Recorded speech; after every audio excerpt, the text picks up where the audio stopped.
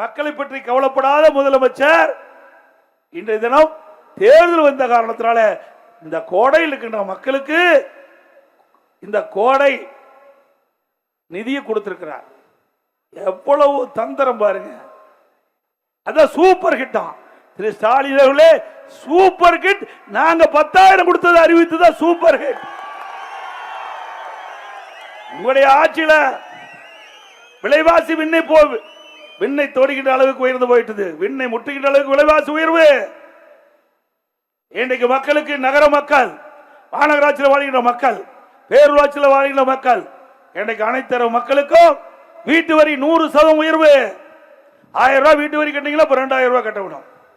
கடை வரி 150% உயர்வு. இன்னைக்கு கடையில் 1000 ரூபாய் கட்டினா அதிமுக ஆட்சியில் திராவிட முன்னேற்றங்கள் 1700 ரூபாய், கிட்டத்தட்ட 2200 ரூபாய் கட்டணும். அதோட ஒவ்வொரு ஆண்டும் இந்த வரி 6% உயர்ந்து கொண்டே போகும். ஒவ்வொரு ஆண்டும் இந்த வீட்டு வரி, கடை வரி 6% உயர்ந்து கொண்டே போகும். அது மட்டும் இல்ல, மின் கட்டணம் கிட்டத்தட்ட 57% உயர்ந்து விட்டது இந்த ஆட்சியில். அதிமுக ஆட்சியில் நீங்க 1000 ரூபாய் கட்டினத இப்ப 2000 ரூபாய் கட்ட வேண்டிய சூழ்நிலை வந்துட்டது. ஆக இப்படி குடிநீர் வரி உயர்வு, குப்பைக்கு வரி உயர்வு, இப்படி வரி மேல் வரி போட்டு மக்களை வாட்டி வதைக்கின்ற அரசாங்கம் அதிலிருந்து மக்களை காப்பாற்ற வேண்டும்.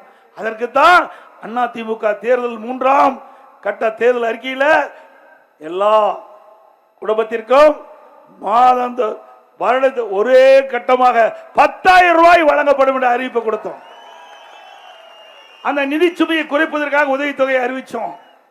ஸ்டாலினால பொறுக்க முடியல, பதறாரு, வாயில வடை சுடுறாரு. நீங்க தான் வாயில வடை சுடுற. 5 வருஷமா வடை சுட்டு மக்களுக்கு உங்களுடைய ஆட்சியில் சலிப்பு ஏற்பட்டு விட்டது. 5 ஆண்டுல எத்தனை பேர் வச்சிருக்கிற? கொஞ்ச நஞ்ச பேர் இல்லைங்க, அவ்வளவு பேர். இதுல உங்களுக்கு ஏதாவது தெரியுதான்னு பாருங்க. வெல்வோம் ஒன்றாக, எல்லோருக்கும் எல்லாமும், ஓரணியில் தமிழ்நாடு, ஒன்றினிமே வா, உங்கள் தொகுதியில் முதலமைச்சர், உங்களுடன் ஸ்டாலின், மக்களை தேடி மருத்துவம், இல்லம் தேடி கல்வி, நான் முதல்வன் திட்டம், தமிழ் புதல்வன், புதுமை பெண், உங்கள் கனவை சொல்லுங்கள். முதல்வரின் முகத்தில் உங்கள் கனவை சொல்லுகின்றா. மக்கள்கிட்ட போய் கேட்டா திராவிட முன்னேற்ற கழக ஆட்சி முடிவு கட்ட வேண்டும் இந்த தேர்தல். அதுதான் எங்களுடைய கனவு. இவ்வளவு பேர் வைப்பதிலே நம்பர் 1 முதலமைச்சர் தமிழ்நாடு ஸ்டாலின். இதுல ஏதாவது ஒன்னாவது உங்களுக்கு புரியுதா? இவ்வளவு பேர் வச்சிருக்காரு. இந்த பேரில் அடங்கின திட்டம் மக்களுக்கு தெரியுமா? தீனா ஒரு பேரை வைப்பாரு, ஒரு திட்டத்தை அறிவிப்பாரு, அங்க போட்டோ ஷூட் எடுப்பாரு, பத்திரிகையில் வரும், ஊடகத்தில் வரும், அதோட முடிஞ்சு போச்சு. இப்படி பேர் வைப்பதற்கு நோபல் பரிசு கொடுக்கணும்னா ஸ்டாலினுக்கு கொடுத்தா பொருத்தமா இருக்கும். எப்படி நாட்டு மக்களை ஏமாற்றுறாங்க பாருங்க. எப்படி வாயில வடை சுடுகிடா என்று சொன்னால் அது ஸ்டாலினுக்கு பொருத்தமா இருக்கும். அப்படி மக்களை ஏமாற்றுகின்ற ஒரு அரசாங்கமா திரு ஸ்டாலின் அரசாங்கம் இந்த 5 ஆண்டு காலம் ஏமாற்றி கொண்டிருந்தது. அதுக்கு முடிவு கட்டுகின்ற தேர்தல் இந்த தேர்தல், சட்டமன்ற பொது தேர்தல். முடிவு கட்டுவீங்களா? நல்லா சத்தமா சொல்லுங்க. இன்னைக்கு நாட்டு மக்கள் எதிர்பார்த்து கொண்டிருக்கிறாங்க. எப்பொழுது தேர்தல் வரும் என்று மக்கள் எதிர்நோக்கி கொண்டிருக்கின்றார்கள். எப்பொழுது தேர்தல் வந்தாலும் அனைத்து இந்திய அண்ணா திராவிட முன்னேற்ற கழக தலைமையிலே அமைக்கப்பட்ட கூட்டணிக்கு வாக்களிக்க மக்கள் தயாராகிவிட்டார்கள். மக்களோட ஆட்சி அகற்றப்பட வேண்டும் என்ற முடிவுக்கு வந்து விட்டார்கள். ஆக திராவிட முன்னேற்ற கழகத்தை பொறுத்த வரைக்கும் மக்களுக்காக ஆட்சி செய்யல, வீட்டு மக்களுக்காக ஆட்சி செய்கின்ற கட்சி திமுக கட்சி, திமுக அரசாங்கம். உண்மைதானே? அண்ணா திமுக நாட்டு மக்களுக்காக ஆட்சி செய்தது. திராவிட முன்னேற்ற கழகம் வீட்டு மக்களுக்காக ஆட்சி செய்கின்ற கட்சி, அரசாங்கம் திமுக. இன்னைக்கு நம்மை பற்றி எவ்வளவு விமர்சனம் பேசிக்கிறார். இன்னைக்கு பத்திரிகையில பார்த்த, ஊடகத்தில் பார்த்தேன், தமிழ்நாட்டுக்கும் என்டிஏவுக்கு போட்டியா. யோ, நீ தமிழ்நாட்டில் இருக்கிற, தமிழ்நாடு எலெக்ஷனே மறந்துட்டார். அவருக்கு பேதரம், பதற்றம் அதிகமாகிவிட்டது. உளறல் எடுத்துட்டாரு. தோல்வி பயத்தில் ஏதேதோ பேசுறார்.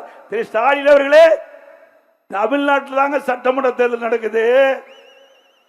ஆக டெல்லியில் நடக்கல, மத்தியில யார் ஆட்சிக்கு வரணும் நடக்கல.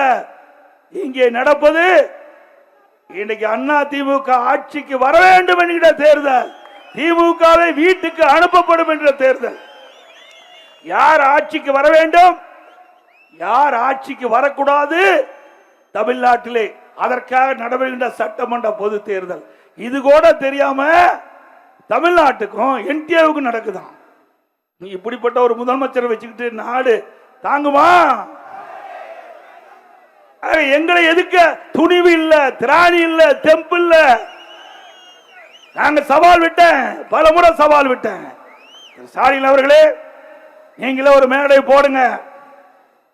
அனைத்து இந்திய அண்ணா திராவிட முன்னேற்ற கழக ஆட்சியிலே 10 ஆண்டு காலம் நாங்கள் செய்த சாதனைகளை மக்களிடத்தில் எடுத்து சொல்கிறோம். காலத்திலே சந்திக்கலாம். திராவிட முன்னேற்ற கழக ஆட்சி உங்க தலைமையில் ஏற்பட்ட பிறகு தமிழகத்துக்கு என்னென்ன திட்டங்களை கொண்டு வந்தீர்கள், அதனால் மக்களுக்கு என்ன நன்மை கிடைத்தது என்று நீங்கள் உங்களுடைய கருத்தை சொல்லுங்கள். மக்கள் நடுநிலையோ இருந்து தீர்ப்பை வழங்கட்டும் என்று சொன்னேன். இதுவரைக்கும் பேச்சு மூச்சே இல்லை, பேசவே முடியாது. பேசுவதற்கு எந்த சரக்கும் இல்ல. அதிமுக பொறுத்த வரைக்கும் ஒரு வலிமையான கட்சி, சிறப்பான ஆட்சி செய்த கட்சி. இன்னைக்கு அனைத்து இந்திய அண்ணா திராவிட முன்னேற்ற கழக ஆட்சி மக்களுக்கு ஒரு பொற்கால ஆட்சி கொடுத்தது.